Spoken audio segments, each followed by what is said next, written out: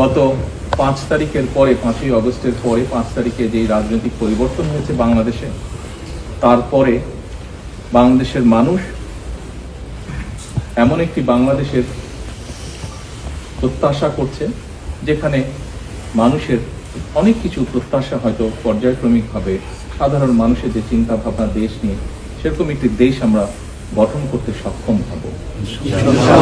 দেশ 1971 সালে বাংলাদেশের মানুষ, মুক্তিযোদ্ধারা যুদ্ধ করে স্বাধীন করেছেন।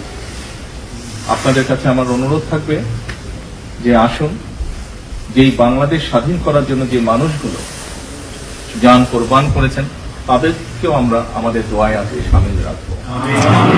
একই সাথে বাংলাদেশের যে গণতন্ত্র বাংলাদেশের মানুষের প্রত্যাশা, সেই গণতন্ত্র অনেকবার পুনঃপ্রতিষ্ঠা করার চেষ্টা করা হয়েছে, আবার ষড়যন্ত্রকারীরা সেই গণতন্ত্রকে ছিনিয়েও নিয়ে গিয়ে।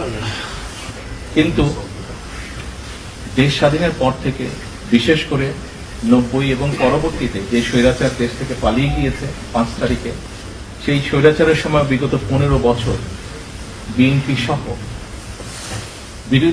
অন্যান্য বিরোধী দলের নেতাকর্মী শহীদ হয়েছেন, গুম হয়েছেন, খুন হয়েছেন, অত্যাচারিত হয়েছেন, নির্যাতিত হয়েছেন।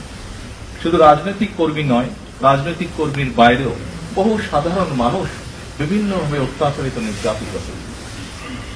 এর বাইরে বিগত জুলাই আগস্টের আন্দোলনের সময় বহু মানুষ, দল মত নির্বিশেষে বহু মানুষ শহীদ হয়েছে।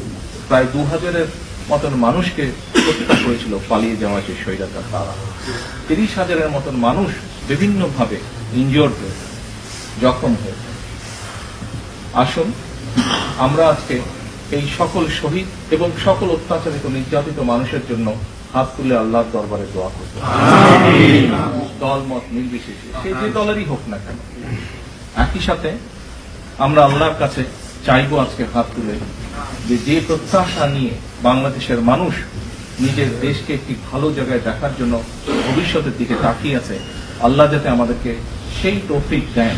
আমরা যারা বেঁচে আছি, আমরা যাতে প্রত্যেকে সেই বাংলাদেশের মানুষের প্রত্যাশিত দেশ গড়ে তোলার ক্ষেত্রে অবদান রাখতে পারি। পরিশেষে আসুন, দেশের মানুষ, দেশ সকলের জন্য আমরা যাতে আজকে দোয়া করি, সেই অনুরোধ জানিয়ে আমার বক্তব্য শেষ করি।